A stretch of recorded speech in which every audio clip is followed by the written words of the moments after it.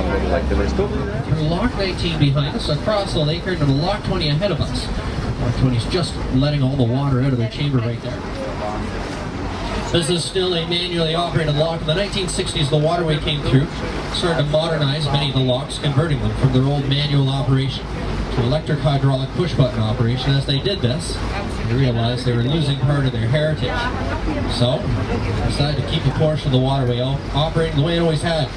So from Lock 19 behind us all the way up to Lock 26 in Lakefield, all the locks here on are all manually operated. There are no electric motors or pumps here to help them out on their way. Done by manual labor. It's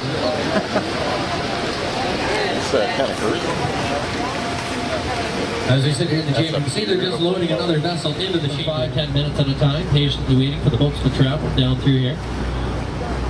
Some of them can actually get downright friendly and oftentimes might take but a moment out of their busy schedules. Roll down their window, stick out their arm and give us a wave as we travel down. Oddly enough, sometimes only with one finger extended. Now, if this were to happen, I wouldn't worry about that. That's just a friendly Peterborough greeting. Just smile and wave back. The canals of Venice, Italy.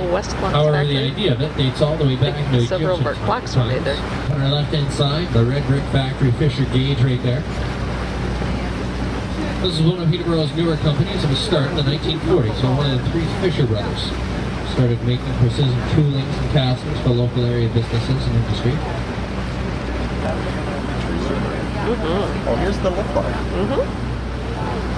As we round the corner right here, we come up to the highlight of our trip today. This, of course, is the Peterborough hydraulic liftlock. This is going to take us straight up in the air, 65 feet or 19.5 meters. It is the highest hydraulic liftlock in the world. As you can see, there are two chambers side by side. One high in the air, one down at the bottom. That chamber high in the air is 144 feet long.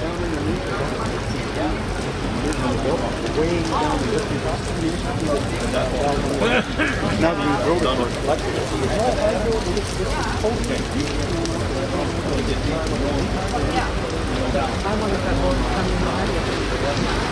oh yeah.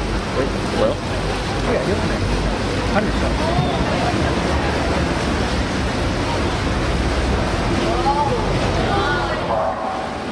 We'll be having a transfer momentarily. That's Ed, our lockmaster. Looks like he's flipped the switch, and we'll be on our way here shortly. Now we move very slowly. First, just so the river seals can separate without tearing. Once they do, the crossover valve's going to open right up, and we're going to start to move a lot faster. Here we go. As you can see, just like a Tina Carter valve skin, as the heavier chamber goes down, pushes that black ground down to the press hole, which pushes all the water down through the press hole, through the crossover valve, into our press hole, pushing us all the way to the top. Oh yeah, well just watch out when they tell you how much you move. It doesn't seem like it. Now don't worry about that little bit of shaking. You'd shake a little too if you were 99 years old. Looks good for another year then.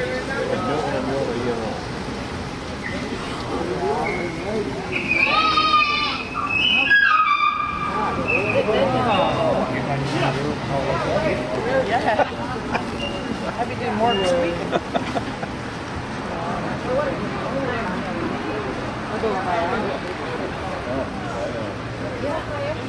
That's the last match. This is outstanding. Once again, to let those rubber seals come back in alignment as we slowly slide up the last few feet. Warmer, and you can see a lot. Yeah. So look, I wish you could buy it, but by the beam on it, yeah, probably 60 feet.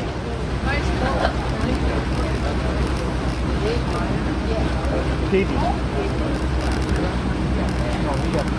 We are gaping. That's something. Wow, that's nice. Oh, we're not going to be able to see this guy. Maybe. It depends on. I'll keep going that side. I hope so. He's on this side. Much to the chagrin of many of the boaters that try and navigate up and down through these narrows. I don't think we've run over a kid here since the last week of August. The true name of this bridge, though, is actually the McFarland Street Road Bridge. It is a single-lane roadway bridge today. It used to be an old cattle crossing bridge. Many, many years ago, many of the cattle farms far off on the left-hand side of Warsaw and Keene used to drive their cattle across the land, finally up over the top of this bridge.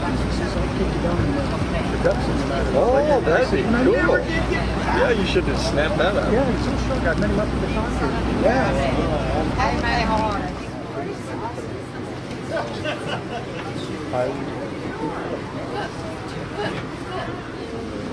Here we go.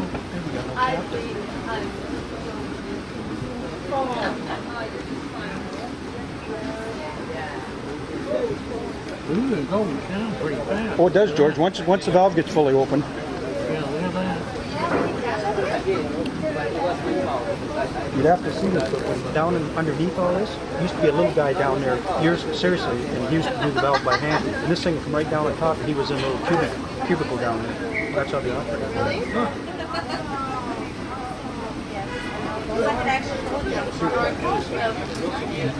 These accidents were actually caused by mechanical failure. You see, from 1904 to 1964, they'd operated with only the manual locking pins in place and never had one single accident. Ever since they'd removed the manual locking pins, they had had 2 accidents. For this reason, they decided to bring back the manual locking pins as a secondary, an additional locking pin, as well as the extra person paid to deploy them. For this reason, So today, they, the lift locks close it off will down to here for operate without skating. those manual- This is kind of neat. Yeah. Now, the locks first started operating here well over 100 years ago. They were open 24 hours a day, 7 days a week, almost 365 days a year. The locks were actually open provided there was no ice above or below the lock station you wanted to travel to. Beside every station, there was a house built for the lockmaster to live in. At the lift lock, there were 2 houses built, one for the lockmaster, one for his helper.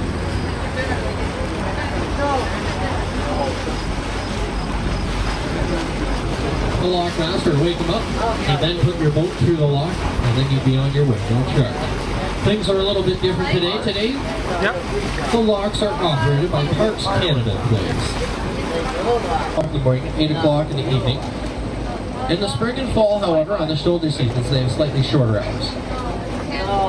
Right now, they're open at 9 o'clock in the morning. Today, they will close at 3:30. However, What, those barges?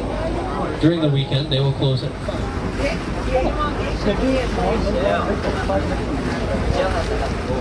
She does? What's wrong? Yeah, because you pull into the lock, they'll charge you over the service.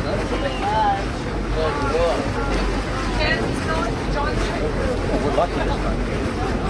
New York. Remember it's down here?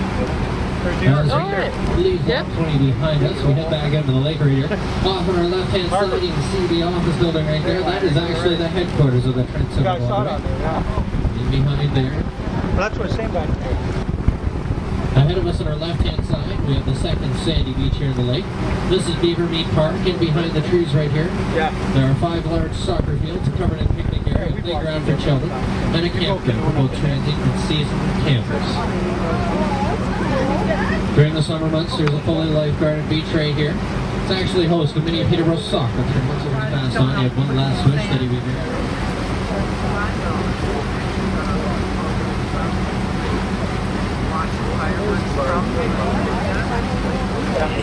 6 boats out of the marina.